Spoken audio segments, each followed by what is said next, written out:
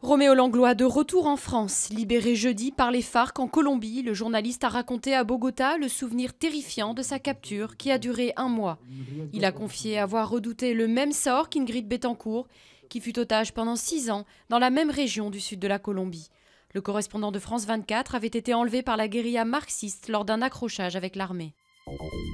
36, c'est le nombre d'entreprises actuellement menacées par les plans sociaux. Le Premier ministre Jean-Marc Ayrault a établi une liste des sociétés les plus en danger. La CGT avait avancé le chiffre de 46, soit près de 45 000 emplois. Pour y faire face, le gouvernement annonce la mise en place d'une cellule spéciale au ministère du redressement productif d'Arnaud Montebourg. L'opposition syrienne appelle à de nouvelles manifestations après l'expiration de l'ultimatum lancé au régime. La rébellion lui donnait jusqu'à ce vendredi 11h pour cesser les violences. Mais celles-ci ne connaissent aucun répit et l'ONU craint une guerre civile catastrophique. Paris et Berlin, qui reçoivent le président russe Vladimir Poutine, vont tenter de faire pression pour infléchir son soutien à Damas. La contestation ne désarme pas au Québec. Les négociations entre gouvernement et responsables étudiants sur la hausse des frais de scolarité ont échoué. De part et d'autre, on se disait pourtant déterminé à trouver une solution à ce conflit qui dure depuis près de 4 mois.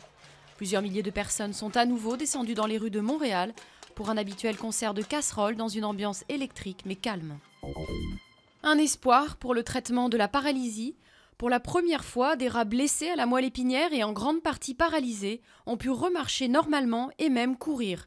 L'expérience menée en Suisse a réussi grâce à une stimulation électrique et chimique ainsi qu'à l'utilisation d'un harnais robotisé sur les animaux.